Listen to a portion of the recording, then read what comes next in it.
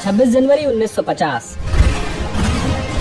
21 तोपों की सलामी के साथ तिरंगा फहराते हुए राष्ट्रपति डॉक्टर राजेंद्र प्रसाद ने स्वतंत्र भारत का स्वनिर्मित संविधान लागू किया। भारत के नए युग की शुरुआत के साक्षी देशवासियों सहित सी गोपालाचारी, जवाहरलाल नेहरू, सरदार पटेल जैसे गणमान्य बने।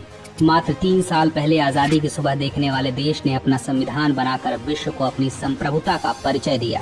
हालांकि यह डगर इतनी आसान नहीं थी।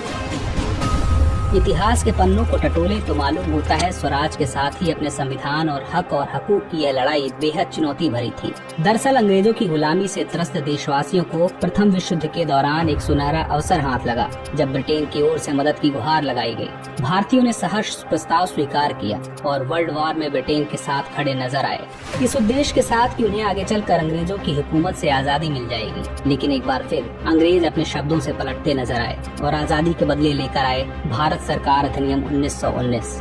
इस अधिनियम का असर यह रहा कि देश के कुछ बड़े प्रांत में दोहरी शासन प्रणाली व्यवस्था लागू हुई, जिसके तहत स्वास्थ्य, शिक्षा, कृषि जैसे विषयों को भारतीय मंत्रियों के समूह को सौंप दिया गया था। वहीं दूसरी तरफ सैन्य, रक्षा और विदेशी मसले जैसे अहम मुद्दे वायसराय के अधिकार क्षेत्र में रहे। इसके साथ भारतीयों को यह आश्वासन दिया गया कि इस अधिनियम से पड़ने वाले प्रभावों का भविष्य में आकलन किया जाएगा।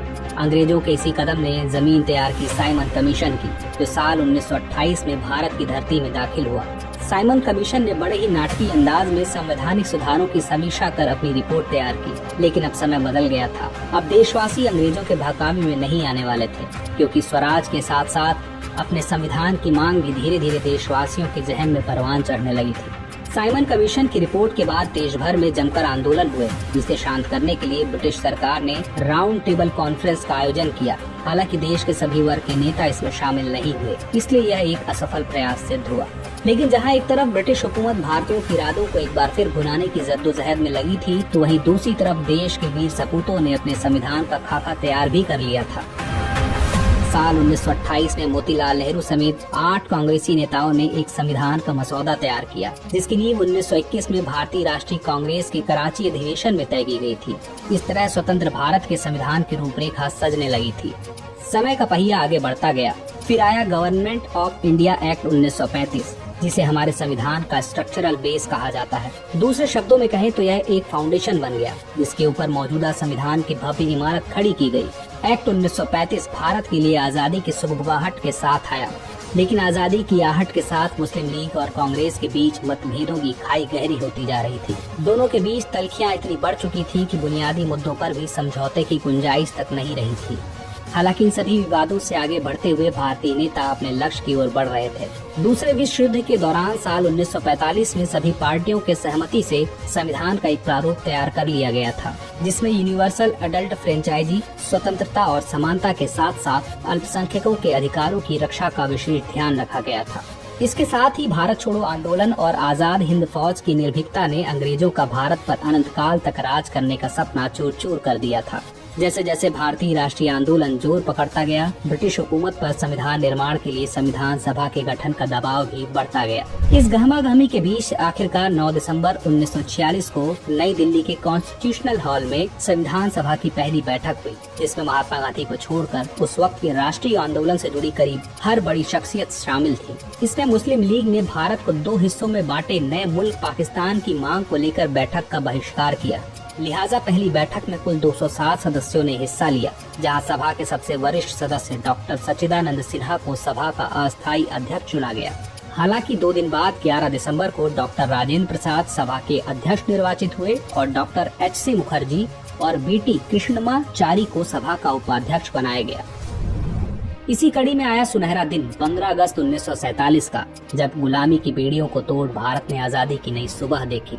देशवासियों में जोश भरते हुए आजाद भारत के प्रथम प्रधानमंत्री जवाहरलाल नेहरू ने बुलंद आवाज में देश को संबोधित किया। इतिहास के पन्नों में यह भाषण ट्रिस्ट विद डेस्टिनी नाम से दर्ज हुआ। इसके साथ ही तेज हुई संविधान निर्माण की प्रक्रिया। आजादी के बाद चुनौतियों में इजाफा हुआ। चूँकि संविधान पर सामग्री की कमी थी, लेकिन उसका सही चयन और उसकी उचित व्याख्या का काम बेहद जटिल था। BN राव द्वारा तैयार किए गए संविधान के प्रारूप पर विचार विमर्श करने के लिए संविधान सभा ने 29 अगस्त 1947 को एक संकल्प पारित करके प्रारूप समिति का गठन किया। इसके अध्यक्ष के रूप में डॉक्टर भीमराव अंबेडकर को चुना गया। इस समिति में अंबेडकर के अलावा 6 और सदस्य थे।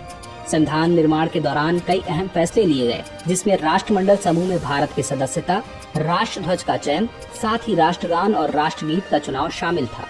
यहाँ दिलचस्प बात यह है कि संविधान में सबसे पहले स्थान पर आने वाली उद्देशिका यानी प्रियम्बल सबसे अंत में पारित हुई। संविधान अगर एक राजनीतिक और संवैधानिक दस्तावेज है, तो प्रियम्बल एक ग्रंथ को दार्शनिक नजरिया प्रदान करती है। डॉक्टर भीमराव अंबेडकर की अगुवाई में संविधान निर्माताओं ने 60 देशों के संविधानों का अध्ययन किया। 4 नवंबर 1948 को संविधान का अंतिम प्रारूप पेश किया।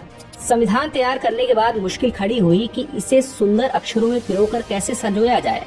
इस उधेड़-बुन के बीच प्रेम बिहारी नारायण रायजादा का नाम सामने आया, जो कि अपने दौर के सबसे विख्यात कैलीग्राफर थे। इसके बाद भारत का संविधान प्रेम बिहारी नारायण रायजादा द्वारा सुलेख फॉन्ट में लिखा गया। उसके प्रत्येक पृष्ठ को नंदलाल बोस के मार्गदर्शन में शांति निकेतन के कलाकारों द्वारा अलंकृत किया गया। इस तरह कुल 2 साल 11 महीने और 18 दिनों में विश्व के सबसे बड़े लोकतंत्र का स्वनिर्मित संविधान बनकर तैयार हुआ। आधिकारिक तौर पर 26 नवंबर 1949 को संविधान को पारित किया गया, जिस पर संविधान समिति के 15 महिलाओं समेत 284 सदस्यों ने हस्ताक्षर किए। वहीं संविधान लागू करने के लिए 26 जनवरी को चुना गया, जो कि 26 जनवरी 1930 को इंडियन कांग्रेस के लाहौर अधिवेशन में पूर्ण स्वराज का प्रस्ताव रखा गया था। इतिहास में इसे प्रथम स्वतंत्रता दिवस के रूप में भी जाना जाता है। यही कारण है कि संविधान लागू करने के लिए भारत के प्रथम स्वतंत्रता दिवस यानी 26 जनवरी को चुना गया। 26 जनवरी 1950 दिल्ली की सर्दी को देशभक्ति मात दे रही थी, जब राजगोपालाचारी ने अपने शब्दों में भारत को संप्रभु लोकतांत्रिक गणतंत्र घोषित किया। इसके बाद डॉक्टर राजेंद्र प्रसाद को भारत के पहले राष्ट्रपति के रूप में शपथ दिलाई गई, जिसके बाद सार्वजनिक समारोह की शुरुआत हुई, जिसमें राष्ट्रपति डॉक्टर राजेंद्र प्रसाद और मुख्य अतिथि इंडोनेशिया के प्रेसिडेंट सुकर्णो शामिल हुए। इसी तरह 26 जनवरी 1950 इतिहास के पन्नों में स्वर्णिम अक्षरों से दर्ज हो गया। तो दोस्तों, आज के एपिसोड में यह कहानी यहीं तक।